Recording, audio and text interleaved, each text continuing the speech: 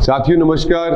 आपका CET graduation level का result की पात्रता के मार्क्स आपके पास आ चुके हैं, लेकिन आप अभी तक क्लियर नहीं है कि आपको टीआरए जूनियर अकाउंटेंट की प्रिपरेशन करनी है नहीं करनी है, आप दौड़ में शामिल हैं या नहीं है।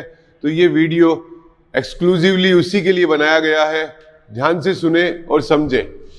जो आपका सीईटी ग्रेजुएशन लेवल का जो रिजल्ट है, ये आपका जो रिजल्ट है सीईटी रिजल्ट ग्रेजुएशन लेवल, उसके आउटकम्स, उसकी डिटेल्स, हमारा डेटा एनालिसिस क्या कहता है, कौन सा स्टूडेंट एलिजिबल हो जाएगा। ध्यान से सुने। बात कर रहे हैं टीआरए जूनियर अकाउंटेंट के लिए। टीआरए जूनियर अकाउंटेंट जो है उसकी वैकेंसी 5000 प्लस है। प्रीवियस वीडियो में मैंने एग्जैक्ट आपको नंबर्स भी बता दिए थे। ये 5000 प्लस वैकेंसी है। अगर हम बात करते हैं कि 15 गुना स्टूडेंट अगर बोर्ड लेता है तो 75,000 स्टूडेंट क्वालिफाई करेंगे, ये आपको लगता है। बेटा आप ध्यान से सुनना, 15 गुना आवेदन कर सकते हैं। उसके लिए बोर्ड को क्या करना पड़ेगा? अगर इनको आवेदन करवाना है तो कम से कम उनको इतने डेटा को क्वालिफाई करना पड़ेगा, ये याद रखना। क्योंकि अगर वो 75,000 को क्वालिफाई करते हैं ना, तो एग्जाम फॉर्म तो 50,000 ही फिलअप होंगे, ये भी ध्यान रखना। ये डेटा को वो क्वालिफाई करेंगे तब जाकर फॉर्म फिलअप ये स्टूडेंट कर पाएंगे, ये बात को याद रखना। दूसरी बात कि सर हम किस स्कोर कार्ड पर सेफ हैं, तो मैं आपको इसको मैंने 3 कैटेगरी में बांटा है। आपका 300 मार्क्स का एग्जाम था, इसमें 3 कैटेगरी मैंने बनाई है। आप ध्यान से देख लें कैटेगरी को। पहली कैटेगरी है 220 से लेकर 270 तक, एवरेज बात कर रहा हूं मैं। ये जो कैटेगरी है, मेरे पास जितने भी डेटा आ चुके हैं जिनका सैंपलिंग के बेस पर ये प्रोजेक्शन किया गया, तो ध्यान से सुन ले। कैटेगरी 1 220 से 270 मार्क्स की कैटेगरी है, और कैटेगरी जो दूसरी है वो है 180 से लेकर 220 मार्क्स की कैटेगरी है। और फिर अगली जो कैटेगरी है वो 130 से लेकर 180 मार्क्स की कैटेगरी है।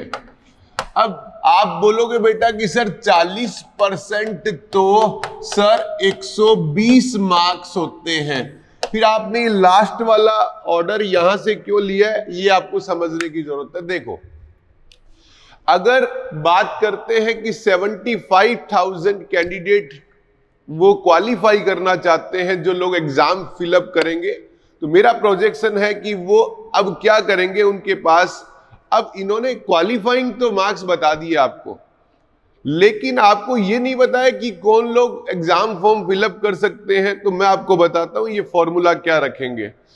जिस तरीके के ये मैं आपको डेटा सामने रख रहा हूं ना, अगर अधीनस्थ बोर्ड इस डेटा का फिल्टर लगाता है ना, तो आप ये समझना कि ये जो स्टूडेंट इस कैटेगरी में आ रहे हैं, किसी भी हालत में ये स्टूडेंट जो है 5000 से ज्यादा नहीं हो सकते। ये वो क्रीमिलेयर कैंडिडेट है जो आरएएस का प्रिपरेशन लंबे टाइम से कर रहा था, जिसका जीके वाला पार्ट बहुत स्ट्रांग था। मैंने मान लिया वो स्कॉलर स्टूडेंट इस कैटेगरी में जा रहे हैं सारे। जो दूसरी कैटेगरी 180 से 220 मार्क्स की है, जो मेरा डेटा सैंपलिंग साइज है, वो ये सजेस्ट करता है कि इस वाले के अंदर भी 25,000 स्टूडेंट, जो मेरा डेटा साइज है as per my best knowledge, इससे ज्यादा कैंडिडेट इस स्लैब में नहीं है। लेकिन यहां तो कैंडिडेट 30,000 ही हुए हैं। आपके अकॉर्डिंग बात करें, आप सोच रहे हो 45,000 बाकी है, और मेरे अकॉर्डिंग बात करूं तो अभी भी 95,000 स्टूडेंट और उनको लेने हैं। तो अब उनको नीचे जाना पड़ेगा, और नीचे जाना पड़ेगा तो पता है वो क्या करेंगे, वो यहां पर जाएंगे या नहीं जाएंगे, तो मैं यहां तो जाना पड़ेगा, उनकी मजबूरी है, और उनकी लास्ट मजबूरी उनको ऐसा करेगी कि वो ये जाएंगे यहां पर। तो जो स्टूडेंट 40% 120 मार्क्स पे स्टैंड कर रहे हैं, उनको भी निराश होने की जरूरत नहीं है। ये कैंडिडेट का ये जो स्लैब चल रहा है, ये यहां स्लैब में 120 कर दूं और यहां से स्लैब मानूं, तो अब इनको मेजर डेटा यहां से उठाना है। अब इस डेटा में कितने लोग आ जाते हैं?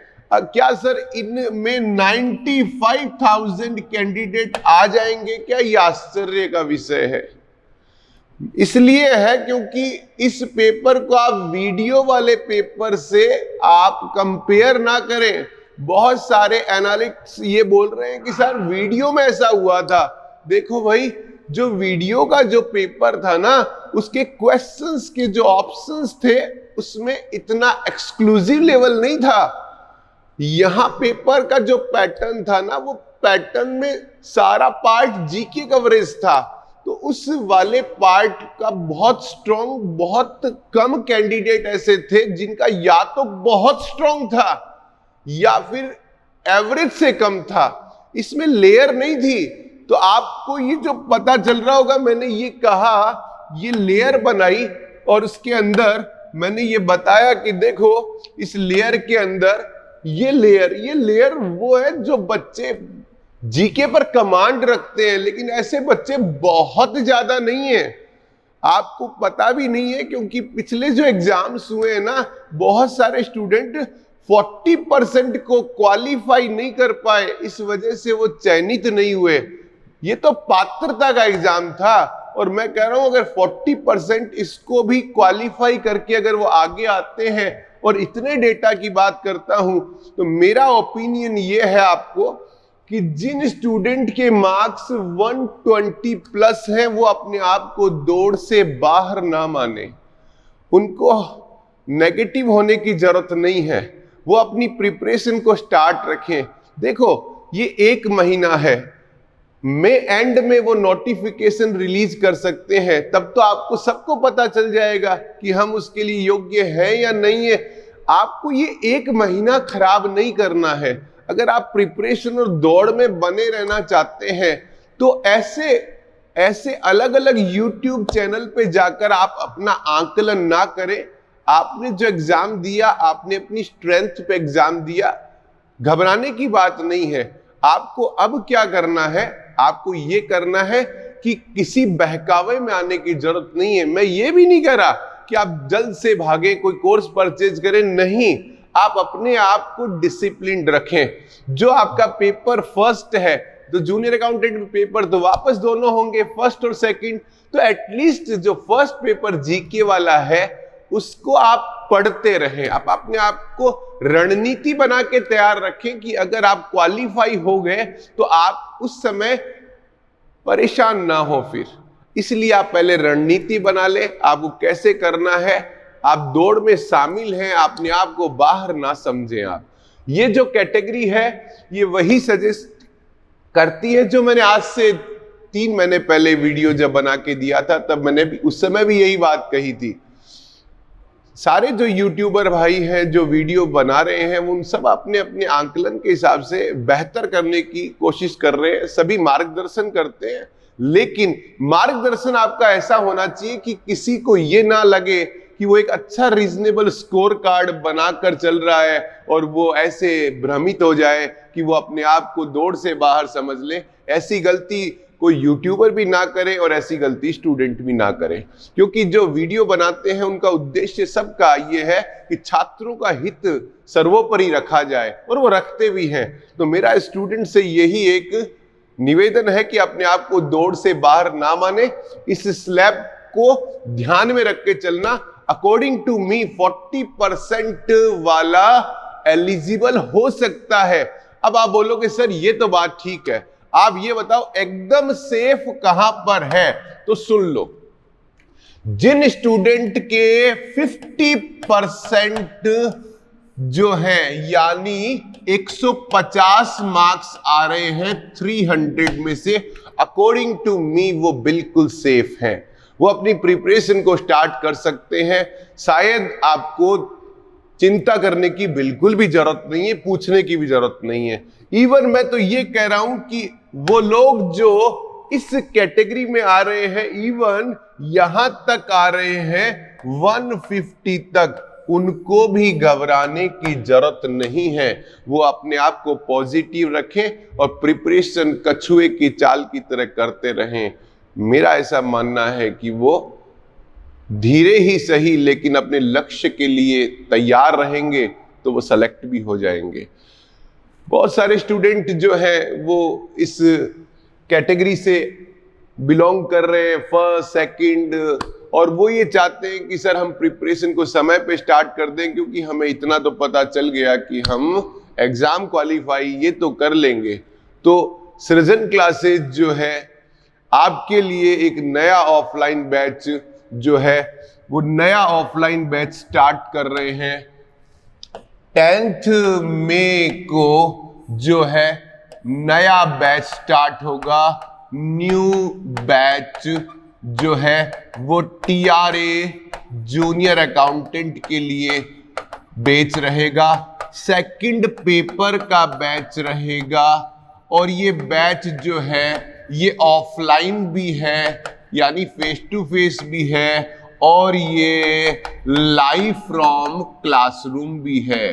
तो आप जो भी आपको विकल्प श्रेष्ठ लगे आप ज्वाइन कर सकते हैं। ये सेम लाइव फ्रॉम क्लासरूम उसी ऑफलाइन बैच का है, वही फैकल्टी पैनल है जो प्राइम फैकल्टी पैनल है। जो लाइव फ्रॉम क्लासरूम है आप घर बैठे अपना प्रिपरेशन कर सकते हैं। इसके हार्ड कॉपी नोट्स बुक्स हम आपको यहां से सेंड करेंगे। आपको कुछ नहीं करना है, आपको अपने आप को अनुशासित रखना है और बाकी काम समय पर और अपनी मेहनत पर छोड़ दे।